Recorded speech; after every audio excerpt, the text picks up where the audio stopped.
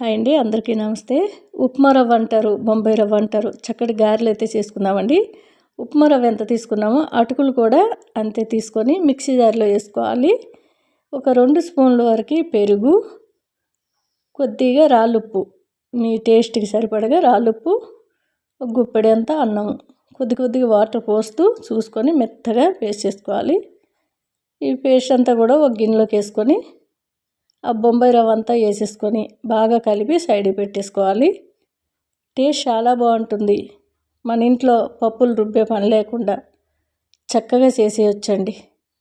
పప్పులు కడగాలి, వడలు వేయాలన్నా, గారెలు వేయాలన్నా, మినపప్పు కడగాలి, నానాలి అనే పని లేకుండా అప్పటికప్పుడు ఎవరు వచ్చినా సరే చక్కగా చేసి పెడితే చాలా ఇష్టంగా తింటారు. అంత టేస్ట్ కూడా ఉన్నాయండి. వాటర్ అనేది చూసుకొని కలుపుకోవాలి. మరీ జారుడుగా అయితే మనకి ఆ గారెలు అనేటివి చేసేటప్పుడు ఇరిగిపోతూ ఉంటాయి.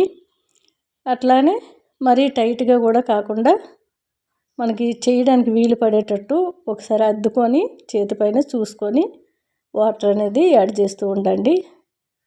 ఒక 2 పచ్చిమిర్చీలు సన్నంగా తరిగేసుకున్నాను. ఒక పెద్ద సైజు ఉల్లిగడ్డ తీసి చక్కగా సన్నంగా తరుక్కోవాలి. మనకి ఉల్లిగడ్డ టేస్టే ఎక్కువగా బాగుంటుందండి. జీలకర్ర, ఉల్లిగడ్డ, అల్లము ఈ 3 వేసుకుంటే మనకి టేస్ట్ చాలా బాగుంటుంది. పచ్చిమిర్చిలు సన్నంగా తరిగేసుకోండి. మీరు పిల్లలకు పెట్టాలనుకుంటే పచ్చిమిర్చి పేస్ట్ అనేది వేసుకుంటే బాగుంటుంది. కొద్దిగా కొత్తిమీర, కరివేపాకు, జీలకర్ర 1 స్పూను, అల్లం తురుమేసి వేసుకుంటున్నాను. ఈ గారెలకి అల్లం తురుమైనది మనకి తింటుంటే చక్కటి సువాసనే కాదండి, టేస్ట్ కూడా మరింత బాగుంటుంది. ఒక చిటికెడంతా వంట సోడా వేసాను.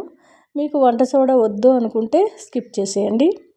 ఇలా పిసుకుతూ కలిపినట్లయితే మనకి ఎక్కడ కూడా రవ్వ అనేది కనిపించకుండా గారెలు వేసేటప్పుడు సాఫ్ట్గా మెత్తగా మనకి మినపప్పు గారెలాగే కనిపిస్తాయండి.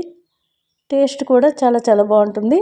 కొద్దిగా వాటర్ యాడ్ చేసుకుంటూ మనకి గారెలు చేతిపైన కానీ కవర్ పైన కానీ ఒత్తుకొని చూసుకోవాలి. వస్తుంది పర్ఫెక్ట్గా అంటే ఇక ఆపేసుకోవాలి వాటరు.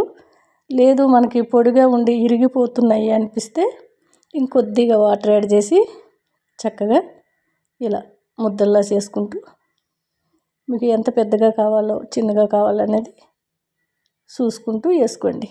చాలా బాగుంటుంది. చూసారు కదా, ఇరగకుండా వేడి ఆయిల్లో వేస్తే మనకి క్రిస్పీగా చాలా బాగుంటాయండి. చూడడానికి ఎక్కడ రవ్వలాగా అనిపించదు.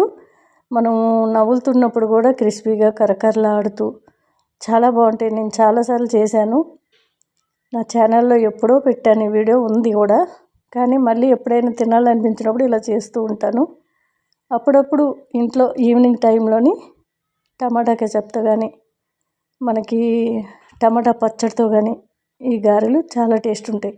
కానీ మా ఇంట్లో ఒట్టిగానే తినేస్తారు. చాయ్తో కూడా చాలా బాగుంటాయి.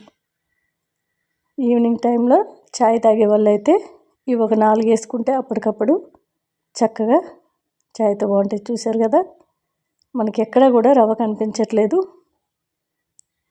సాఫ్ట్గా మెత్తగా లోపల సాఫ్ట్గా ఉంటుంది, పైన క్రిస్పీగా కరకరలాడుతూ ఉన్నాయండి.